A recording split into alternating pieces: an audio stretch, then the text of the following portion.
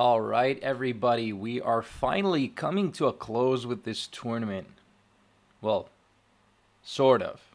We're not quite there yet, but let's say that more than 2/3 of this tournament has been recorded. Right now, we have Alice versus Fong. Alice coming from Netherlands and Fong representing Germany, of course. So, they've come a long way, and this was partly what some of the players have foreseen, at least when it comes to Fong. But it shouldn't be a surprise that Alice is in this position. In winners finals, she's definitely the kind of player that can win 4 straight matches in a row like she did. Both of these players will place in the top 3 and will be coming home with a prize. So they're going to get at least 20% of that $325 prize pool. And they still have a really good chance at winning the entire tournament. So, what else can I say besides the fact that Alice has also played in SPL before? Fong, I'm sure you guys have already met in other games, but he is really, really powerful as an adversary. One of the most consistent players in all of SPL when it comes to GSC, and is a force to be reckoned with in RBY. So Gen 1, Gen 2, that is his territory. So you are playing in his territory. Overall, I would give an advantage towards Fong. Now, they have to play a best of 5, so you best get your popcorn. And I hope you're ready, because we're about to begin. So we do have Lax Zapdos, classic clash. Alice is going to go straight to the Raikou. Not much to say here besides that Raikou checks Zap, gets a nice crit, and Zap will be just out of range, or maybe just in range, depending on hidden powers. Fong goes for a straight Thunder, no fear whatsoever, gets that fortunate para, and will manage to use Rest with the Zapdos. This is at least a benefit for him. Raikou being asleep, even if it's Sleep Talk. Somewhat of an advantage for Fong there. Alice is going to come in with the Cloyster, wants to get some momentum, wants to get some value. Going to prioritize those spikes as the Cloy gets thundered. Man, I always miss those. But Fong is going to manage to take out that Cloyster, and soon enough, he may have a Rapid Spinner coming in. I expect either a Rapid Spinner, like a Rapid Spin Cloy, a Starmie, or a Golem, and something that would really benefit from the presence of a Thunder Lax. So it could be a Heracross, a Marowak, a Machamp, something that wants Skarmory to be severely weakened. And Alice is going to bring in the Lax, and there we see 2 for 1. So that Lax managing to take out 2 Mon, so it was Thunder Boom. That's pretty uncommon, okay? Usually you'd see EQ Boom. So Thunder Boom is not, it has to be accounted for, but it's really hard to do that when it's almost asking you to bring in Skarmory and you don't want that. So, as to be expected, so the Snorlax did manage to break a little bit, and there is a Machamp. So Machamp is also another good candidate that would like to see Skarmory out of the way.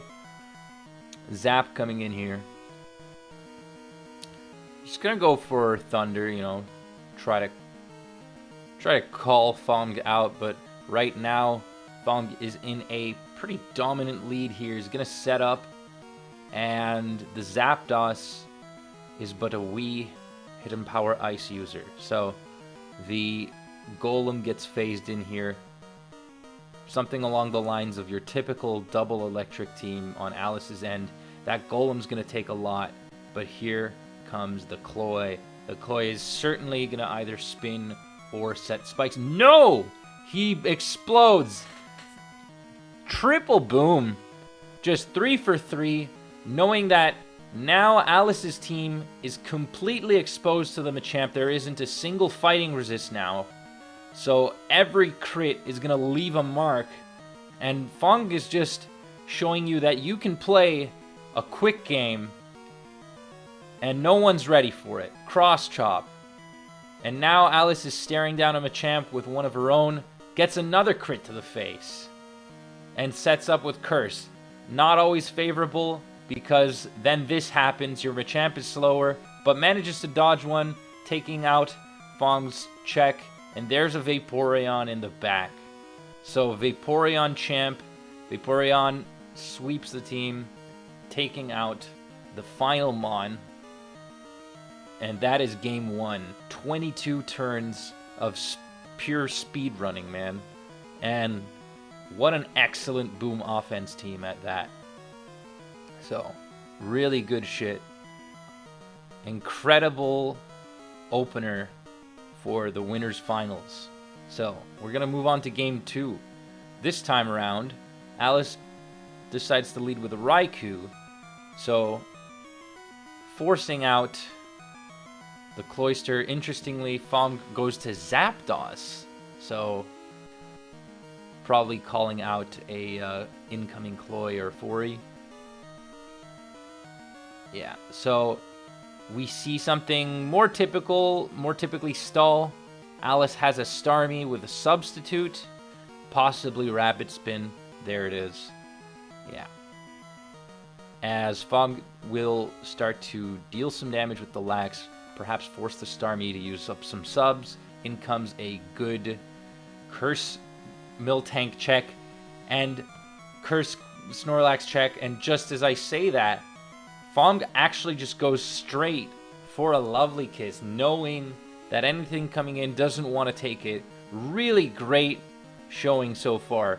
We're only 30 turns in of this winners finals if you sum up the 2 games, and Fong is already dominating.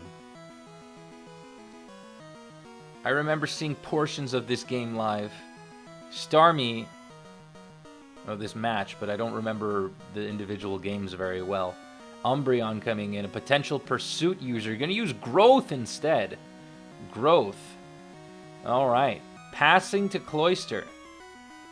So, as of this match, Mean Look and Baton Pass is still legal. Cloy going to boom on that Starmie. Okay. But that is also a Marowak check that is gone. So now this Marowak is going to be able to deal a lot of damage to whatever comes in here. Fong is going to go to Zap. Now, hopefully for him, there is something that can take out this Marowak, but judging by the switches he's making, it's kind of awkward. Hidden Power Water Umbreon and a Vaporeon coming in. So Vaporeon's going to be a pretty good stall breaker there. Going to put that Marowak in a awkward position, forcing it to switch out. Unfortunately, no spikes for Fong, though, because those were spun away. So Alice is going to be in a good position with this Miltank here. Miltank going to burn a turn of sleep. And ideally, this team can last a long time, but it really is going to rely on Alice's ability to pivot around Fong's attacks. And we do see an Acid Armor Vaporeon, and an immediate para, immediately jeopardizing the strategy. And next time Marowak comes in, there's going to be, a whole lot of hurting that Fong is going to be going through. A world of pain. I wanted to say that, but hey. And there's the wake up. So Miltank is now, the Cleric has now replenished its HP, as Vaporeon will attempt to pull something off here. Gonna probably go for a Surf. Maybe. Alice sets up the Belly Drum, perhaps trying to call out Acid Armor, and look at how little damage that does. But he gets a para, or she gets a para rather, on that Steelix, and now the entire team of Fong is either paralyzed or called Snorlax. So everything is slow. Nothing is really going to be able to stay in. And +4 lax. Let's see if it's speed ties. Alice is not going to take that risk, knowing that she's in a much better position right now. Got 3 paras for 3. So Skarmory is going to potentially wall this Snorlax. Lovely Kiss. Not really going to matter at this point if it doesn't have any coverage move revealed. So the Drill Peck is dealing just under enough to 3-hit KO. So it's more of a 4-hit KO there. Still pretty nifty. Skarm at +1. So it's going to be able to repel a lot of attacks. Alice is just going to go straight to Miltank. There's no funny business whatsoever. Maybe spam some body slams. Who knows? Milk Drink. You know, stall out the lax, make it lose momentum. Goes to Raikou straight away as the Vaporeon's going to set up. Now, the Raikou could die to a crit here, but that doesn't happen, and I'm not sure if that mattered. So, the Raikou will take out the Vaporeon. Either way, the Marowak was in a position to sweep, so that was also quite abrupt and anticlimactic as a game. Still, really good showing. Shows you that Alice can completely capitalize off of a couple of RNG situations. So with that Vaporeon being paralyzed, that was probably one of the deal breakers, as well as the para on the Thunder. Really, every single one of these paras was a big deal. The para on the Steelix. So Fong not really managing to take advantage of the situation with an extremely explosive game like in Game 1. Literally. But that preemptive boom there was to get rid of one of Vaporeon's potential checks. Just didn't really work out. So maybe the Umbreon wasn't an amazing set. It didn't seem like it contributed all that much. So on to Game 3. Both of these players are on the board right now as we speak. And it is a best of 5. So this is not the determining game. They will have to play at least one other game besides this one that you see here. So here we have Eggy versus Zap. So we see all sorts of leads in each of these matchups. And Sleep Powder, interestingly enough. Now, we're going to see if that's a Sleep Talk. Surely enough, it is. And the boom. So seems like it dealt quite a bit of damage. I can't really determine if that was a Hidden Power Fire Eggy. But Alice is going to get the first layer of spikes and dodge 2 Toxics in the process. So making it out quite well. So the early boom on the Zap is quite interesting. We're going to have to ponder what could possibly be in the back. And this Cloyster is in a position to boom. Yep, very good sequencing of turns. Shows you that Alice really knows when FOMG is going to pull a Surf or a Boom. So now, ideally, when your Cloy is dying, you would explode. But when you're facing an opposing Cloyster, yeah, you'd also want to do that. The thing is, sometimes when your Cloy is dying and you're not facing Cloyster, you may go for Surf. To catch all of those normal resists, which mostly are weak to water. But in that scenario, it was highly unlikely. So the Eggy on Fong's end this time around. Now we're going to see how Fong is going to play with this momentum here, using a Sleep Talk, putting what I can only assume to be a Sleep Talk Raikou in a slightly less optimal position, but still a good one, as it reveals to have Hidden Power Ice. So still a decent matchup, but the Eggy can still pull the trigger in any moment.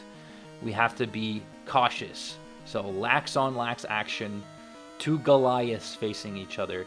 It's Goliath and Goliath, not Dave and Goliath. This matchup is just whoever gets a crit, a para, that can put them in a huge advantage. Just as I say that, what do you know? So Body Slam, probably EQ. There's a Self-Destruct, dealing so much damage to the Steelix at +1. Now, the Steelix is in an sort of, but not really awkward spot. Eggy's going to come in here, so it looks like Fong is in a it really depends how you look at it, who's in a better position. Alice immediately turning things around, taking that Steelix out. So now with the advantage in terms of numbers, could even boom.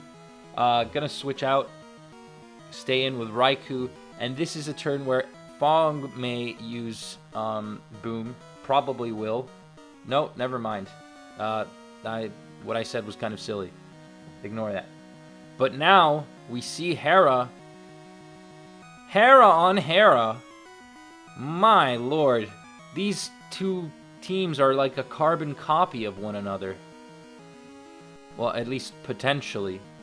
This really may boil down to who will boom or how the Snorlax will play. So, no rapid spin. The spikes don't matter all that much. Was that a good call or a bad call? I guess we won't know, but the Cloyster can certainly explode here. It's very awkward as Exeggutor has only 15% and the Cloyster can boom.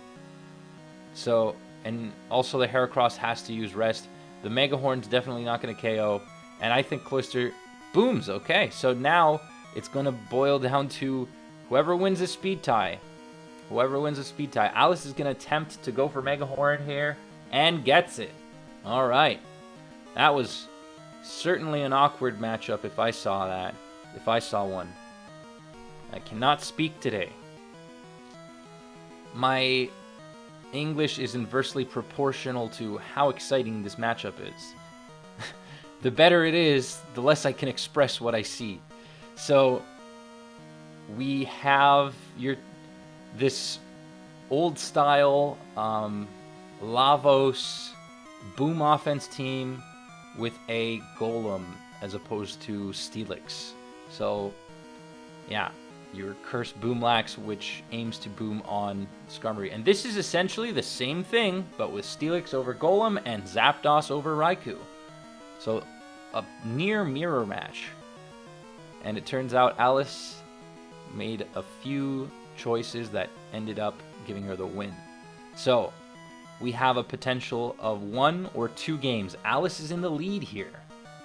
So putting her in this position means that she could be in a spot where she has, if she makes it to grand finals, anyone who even tries to oppose her will have to beat her in 2 best of 5 sets. Not necessarily the same day, because we understand that GSC is pretty long. So we're going to move on to Game 4. I would be super hyped to see a Game 5. Now, Eggy, Fori. Each game, different lead. Suicune going to come in. And the Cloyster on the Suicune. Now that Foray looks to be a rapid spin. So we're going to see how this Suicune plays out. A lot of momentum there just by the mere fact that Suicune, was put to sleep, woke up early by mistake, missed the Toxic.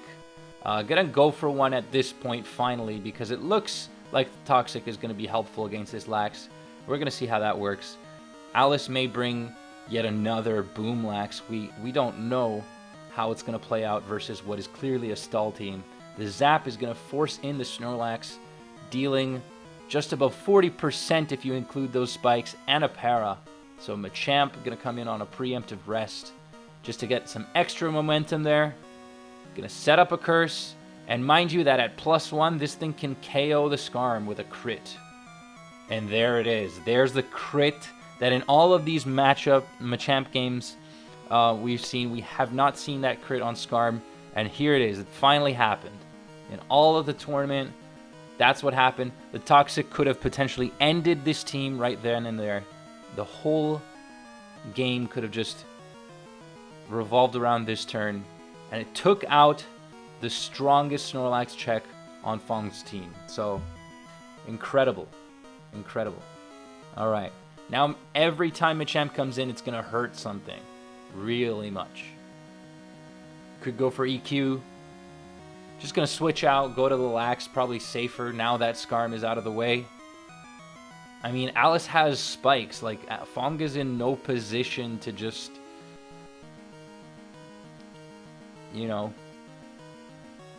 do anything but respond to the Snorlax. And this may be a potential turn for spinning. I'm going to use Giga Drain, suggesting that this 4E does not have Rapid Spin, in my opinion. And there's the double edge on the Coon. So Suicune is in range here. I'm going to use that rest.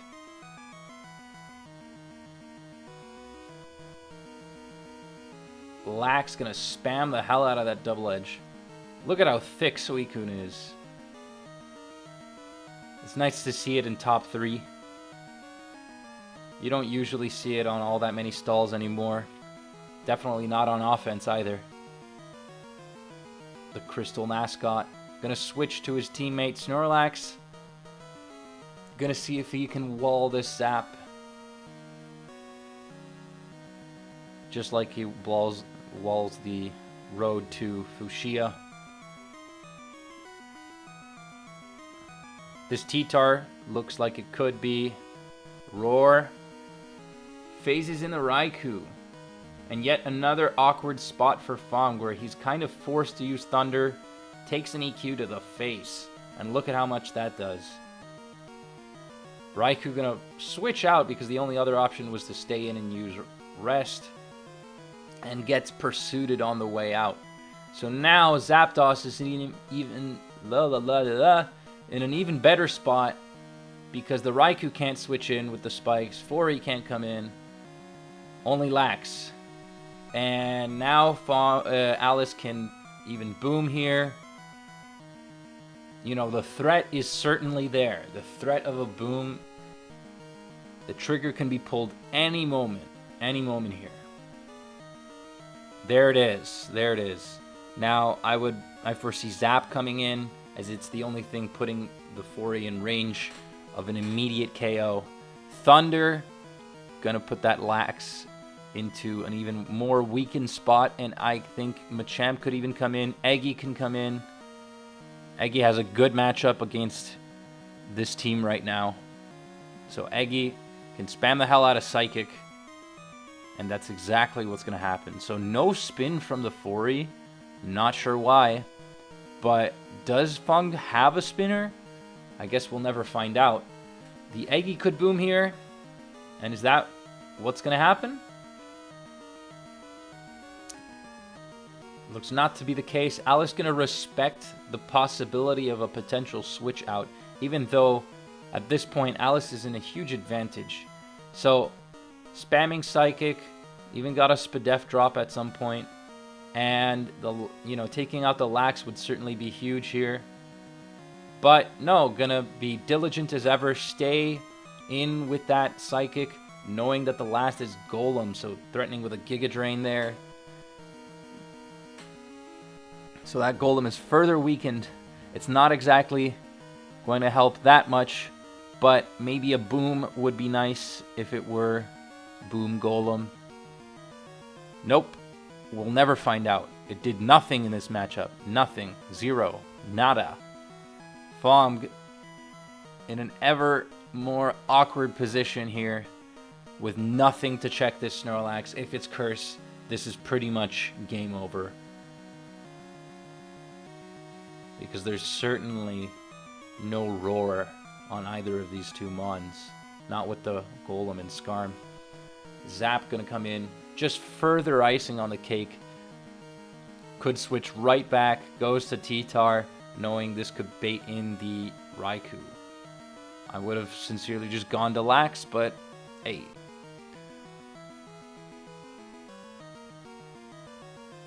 Okay. A bit risky.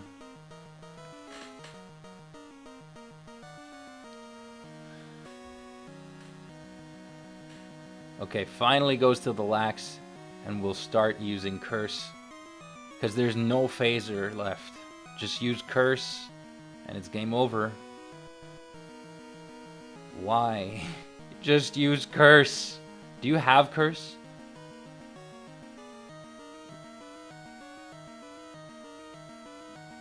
You don't have Curse. Okay. So from this position, that's a little bit more interesting then. So we do see double edge lax. Obviously, going to try and attempt to get some nice damage here.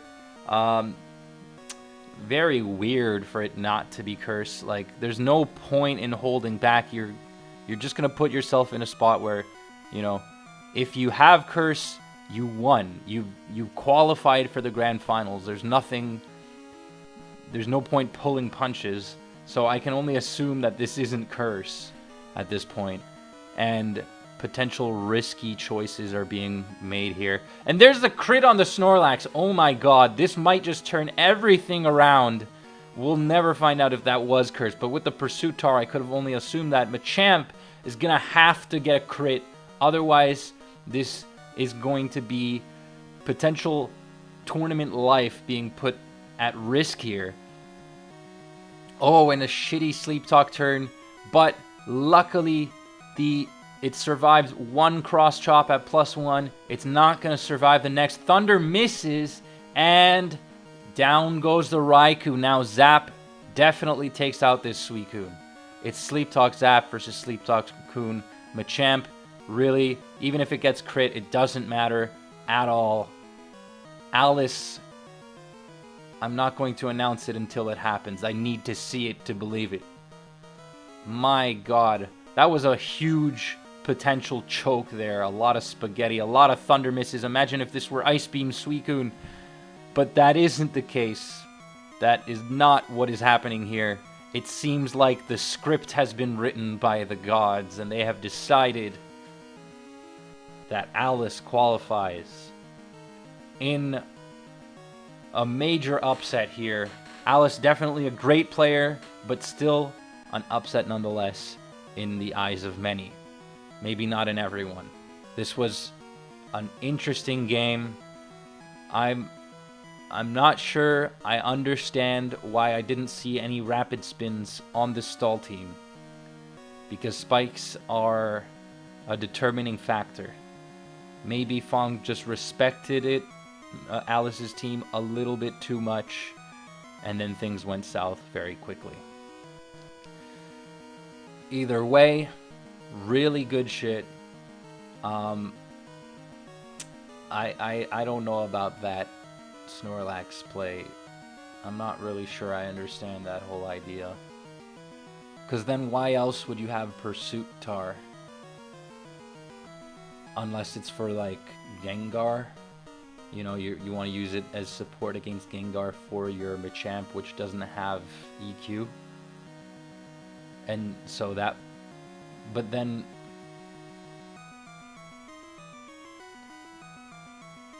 So the Lax is like some sort of surprise set. Could have EQ last, maybe Flamethrower, to defend against Jinx. I'm not really sure. Anyways, this was quite fast. I have yet to see a slow best of 5. This has been faster than some best of 3 sets. In fact, many.